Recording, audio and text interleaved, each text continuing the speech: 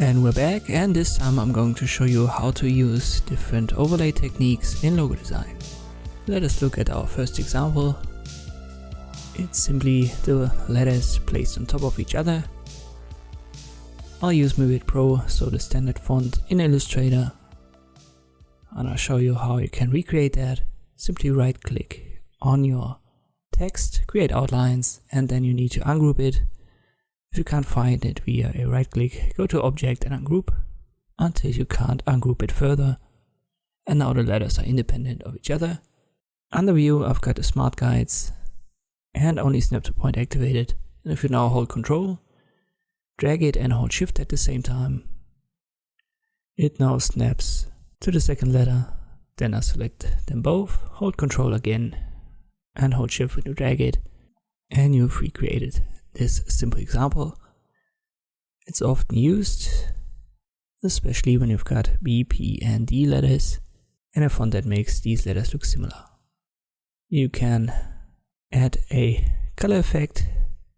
Simply use the color guides or different colors, whatever you want to use. In this example, I'll just use the color guide, and you can use different shades or tints easily. I'll just use a light tint, a mid tint, and a black color.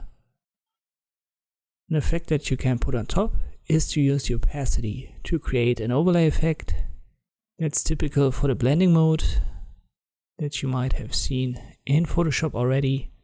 You could use different blending modes, but the easiest way is just to go to Properties and use the opacity, and you've got this effect. If you can't find the properties, go to Window, there it is, open the Properties menu over there. Alright, now I'll use different colors, and we can use the same effects. Number one, just overlay all of the letters. At first, you need to right click and create the outlines. I've already done that here, and I've ungrouped it. And now once again, I hold Control and Shift and position these letters on top of each other.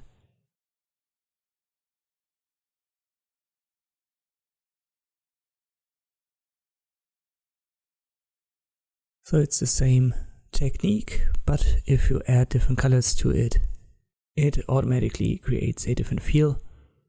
Once again, I'll create this overlay effect using the opacity, and we've got another variation created. What if you've got a complex name? You can even create abstract forms if you want to do that. I would suggest that you also use different colors, because at some point it becomes too abstract to be used as a logo. Logos just need to be easily identifiable and recognizable, and when you've got a logo design that's too abstract, it doesn't suit the purpose. Let me give them all a red color, and once again I use the color guide menu and give each letter a different tint.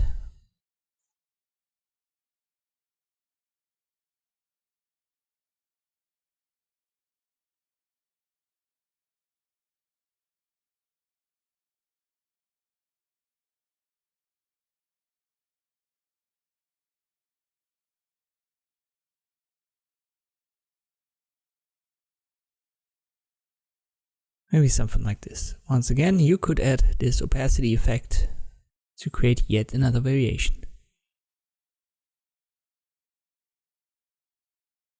Let me show you another way.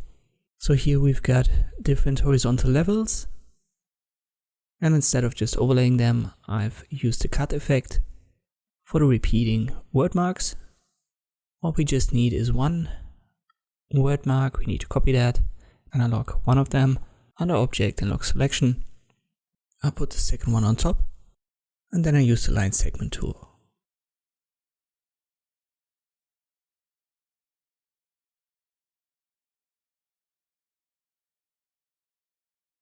So this is my cut line.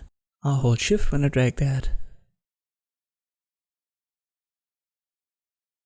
And now, I forgot to create the outlines, so that won't work now.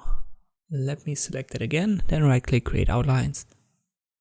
Then I select it all, and now I use the Shape Builder tool. I hold Alt, and then I get rid of the top part. Let me get rid of the line segment.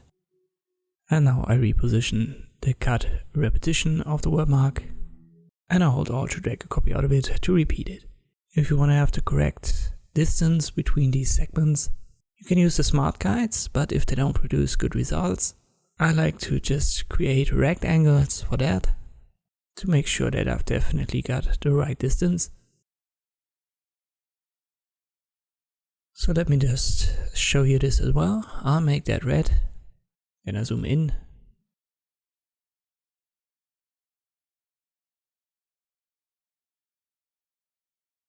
And this is the first distance. I use the selection tool V, hold Alt, drag a copy out of it. And now I know the second distance that I need. And I drag the bottom part upwards. And now we've got the same distance. And this is how you can recreate this logo design effect.